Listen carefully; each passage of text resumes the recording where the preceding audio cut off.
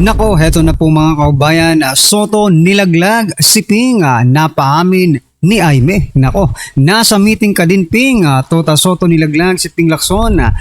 Nagwala ang mga aso ni Kokak sa Senado. Aba, yan po mga kaubayan ang ating alamin sa video ito. Pero bago po natin simulan yan mga kaubayan, palike naman po ng video ito. Malaking tulong po yan. Maraming salamat po. At eto nga, bago po natin i-play yan mga kaubayan, eto pasadahan muna natin itong mga nagte-trending na mga balita dito po sa social media.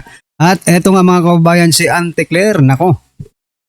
Bumirada na naman po si Ante Claire patungkol po sa Davao mga kaubayan. Ito po ang kanyang pahayag mga karibin natin, no? Iwan ko baka dito kay Ante Claire mga kaubayan, bakit ganito siya, no? Bakit ganito po mag-press briefing itong si Claire? Bakit palaging paninira sa Duterte ang kanyang ginagawa? No, eto, panoorin po muna natin at bigyan natin ng reaksyon mga kaubayan. Nakakagigil. Illegal na droga. Kaya nga nagtataka po tayo, bakit po kaya napakadaming droga, illegal drugs na nahuhuli sa Davao City?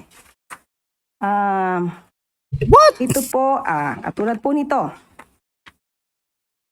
Noong May 14, 2020, Oh, naka-prepare na naman po siya mga kaubayan para siraan ang Duterte. Mga kaubayan, no? Davao na naman po ang kanyang target at droga na naman po. Walang kasawa-sawa si Ante Claire mga kaubayan, no? Dapat nga ang ipinapaalam mo sa amin, no? Yung ibino-broadcast mo sa amin, ano na po ang nagawa ng ating Pangulo? Di ba? May ginagawa ba ang ating Pangulo? Ano po yung mga project ng Pangulo? Hindi po ito. Klarong-klaro po itong paninira na naman ito sa Davao mga kaubayan. Hindi ka ba nahihiya, Claire? Binabayaran ka ng taong bayan tapos ang ginagawa mo lang ay siraan ang Davao, ang Duterte, mga Duterte allies, no? Walang pagbabago mga kaubayan mula noon hanggang ngayon. Nako po. 26.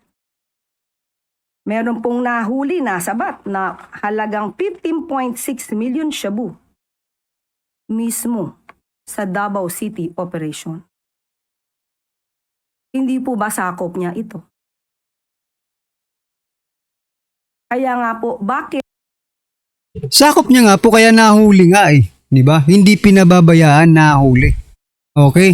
Hindi lang yung droga yung nahuli mga kaubayan. Kundi pati po yung tao na nahuli mga kaubayan. Hindi po gaya ng ginagawa ng administrasyong ito, no? Na bulto-bulto kung makapaghuli, di ba?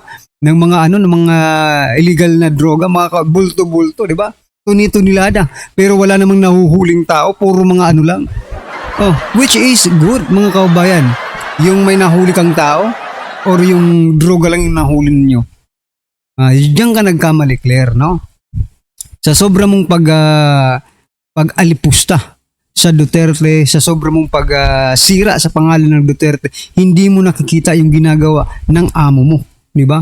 May pa kayo, di ba? Pag nakahuli silang tuni-tunilada, nandun agad si BBM para mag-press con mga kaubayan. Di wow, di ba? Anyway, wag na natin tapusin yan mga kaubayan, di ba? Na maiinit lang ang ulo nyo dyan eh. Ito na lang mga karibin natin. Nako, ito rin, isa rin to mga kaubayan. Nako, ito pong si Mike Abe. Sabi po dito sa Masang Pilipino, PBBM sinabihan na naman ni Baste na adik at bangag. Wala bang magagawa ang gobyerno sa mayor? Kaya pala pinagtutulungan ni Mike Abe at saka ni Claire Castro, no? Si Mayor Baste dahil sinabihan daw na adik at bangag ang presidente. Nako, Mike Abe, hindi po si Mayor ang nagsabi noon. Kinu-quote lang po ni Mayor Baste ang sinabi po ni Senator Presidential Sister na si Senator Amy Marcos, di ba? Mismong si Senator Amy Marcos ang nagsabi na adik si BBM, mga kaubangag si BBM, mga kaubayan. Bakit ka nasasaktan, Mike Abe? Di ba? Nasasaktan po si Mike Abe kapag sinasabing adik at bangag itong si President Bongbong Marcos Jr. Bakit ka nasasaktan, Mike Abe? Bakit? Baka namalitahan po ito mga kaubayan, no? Baka lang naman po Kasi hindi ka naman masasaktan ng ganyan kung hindi ka na nakakatanggap, di ba, ng maleta. Oh. Tulad po ng mga crooks sa House of Representatives, di ba? Oh, sila po nakakatanggap ng mga maleta kaya patuloy po silang tumatahol at ipinagtatanggol yung mga mastermind mga kababayan. Okay? Ito pong naging komento ng ating mga kababayan patungkol po dito sa post ni Mike Abe. Sabi po dito ni Hammerjack, don't underestimate PBBM, just observe how a scout ranger moves.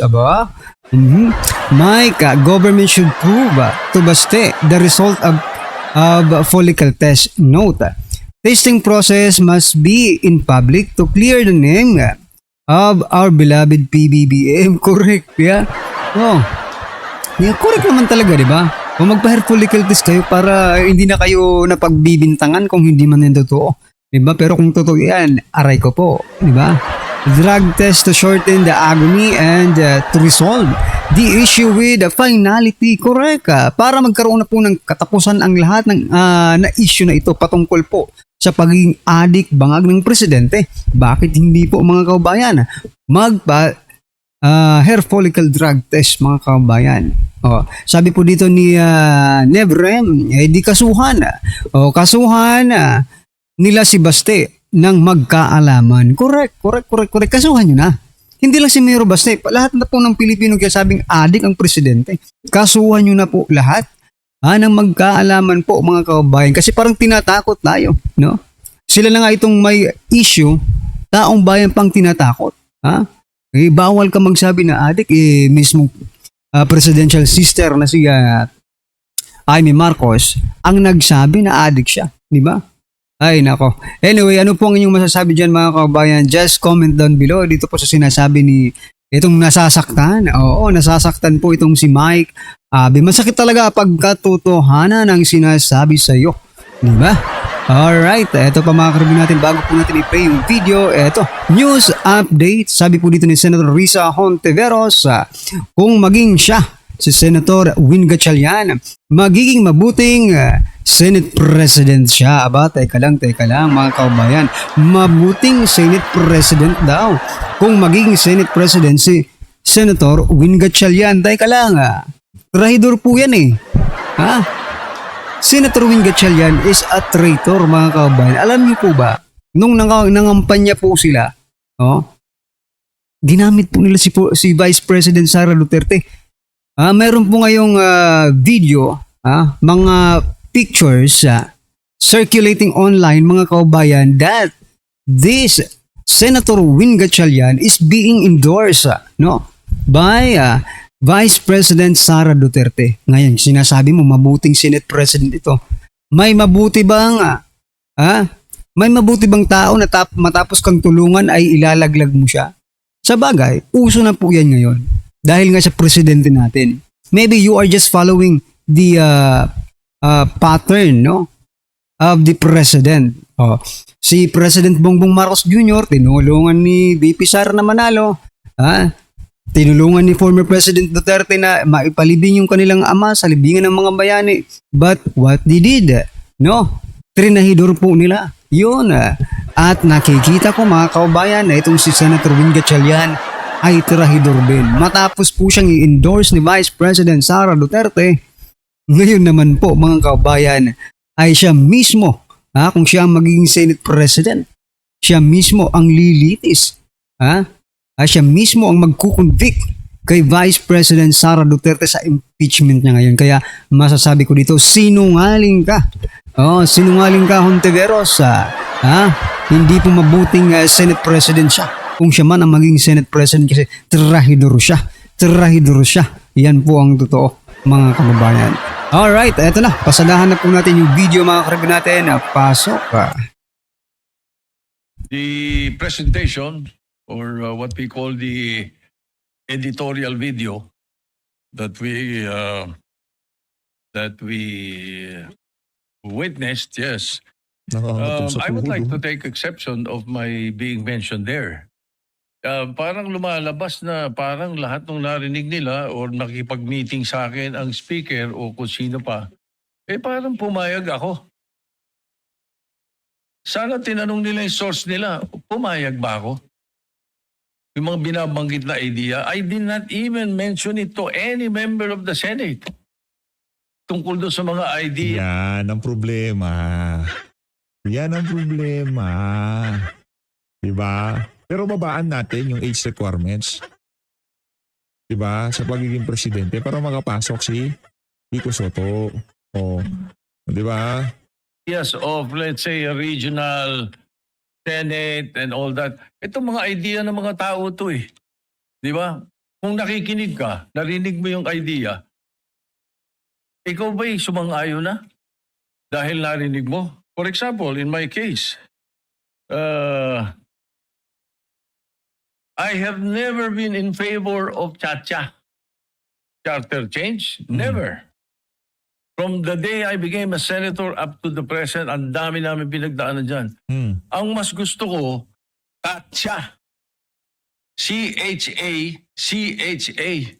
Not charter change. Ang kailangan natin, CHA, character change. Yung dadaanin ka sa mga kacha character change. Yes. Kung character change pala, bakit hanggang ngayon hindi ka naman nagbago, 'di ba? Ang tagal-tagal mo ng Senate senator, 'di ba? You are the most pinakamahabang naging senator, mga kaubayan. Pero hanggang ngayon wala naman naging character change sa iyo. Ha? Mayroon, mga kaubayan. Habang tumatagal, mas lalong nagiging buwaya, 'di ba? Ganun po ang character change. Hindi papayag yung mga yung majority. Character change para maging buhaya ka, hindi pwede. Ha? Sa inyo, pwede kayong maging buhaya at maging ano pa man dyan, maging dragon. Pero mga majority, mga kaubayan, no, hindi nyo kaya yung mga character change na yan. Nako po. Namuti na lang buhok mo't burnit mo. Anak ng tokwa, matatapos na lang pagiging politiko mo, aso ka pa rin ni Marcos Jr. Pambihira, di ka ba nalulungkot sa kahaba-haba ng political career mo? Sa kaduluduluhan, aso ka lang pala, anak ng Petrang Garabata. Character change. That is what we need. Kaya kung let's say may idea ang Speaker of the House, gustong kausapin ng Senate President at sinasabi nila, meron silang mga membro, ganito, idea ganito, nag-idea ganito. Ay, ibig sabihin ba nun, mali na kagad ako dahil narinig ko? Did I agree? Ang problema kasi, nagmaterialize yung mga pinag-usapan, sir. Huwag ka masyado magpanik. Namumula mukha mo eh. Huwag masyado mainit ang ulo. Masyado ka na paghahalata eh. Ang problema natin dito, nagmaterialize yung mga pagpupulong. Una sa lahat, yung mga congressman, ngayong mga... Masyadong defensive Soto no? Yung tila bagang wala talagang mangyayaring hearing sa 2028. Nagpirma kayo yung mga support na congressman. Yari kayo ngayon, mga walang niya kayo. Sabi ko pa nga, if we're going to change amend, not change amend, ang nabanggit ko. If you're going to amend the Constitution, baka ako pumayag sa isang bagay lang. Sabi ko, at yun may in jest ko pa sinabi. Sabi ko, ibaba natin ang edad.